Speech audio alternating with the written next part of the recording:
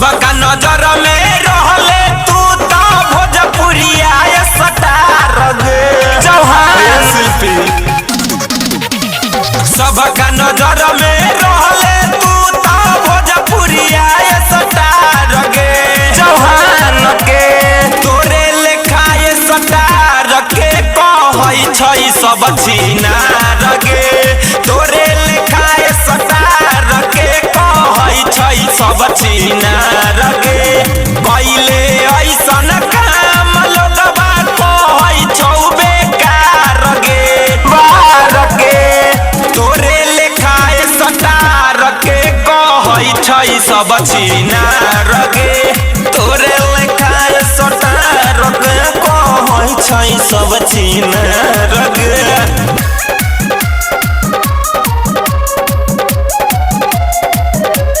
तोरा लेखा छिनार के जरूरत बदू गोइयार के तोरा लेखा छिनार के जरूरत बा डबल भतार के इज्जत कइले न माय बाप भाई के गे तू सबके सोझा काम कइले तू कौन कसाई के गे कौन बोझा इज्जत कइले न माय बाप भाई के गे काम कइले तू कौन कसाई के गे कइले कैसन काम लोगबा कहै छौ बेकार गे तार गे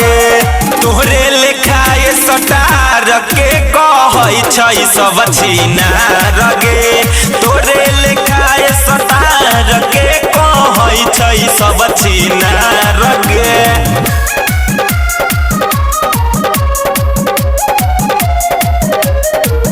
तोरा लेखा छिनार के जरूरत बदू गोइयार के तोरा लेखा छिनार के जरूरत बा डबल भतार के ओहे राजू बबाली शरम कर मोबाइल खोल तनी घर परिवार के ख्याल रख वीडियो देख कहे राजू बबाली शरम कर घर परिवार पर हम कर नीतेश लाल सबके देखाब तारे मोबाइल में तोरे लेखा स्टार के कहै छै सब छिनार गे तोरे लेखा स्टार के कहै छै सब छिनार गे।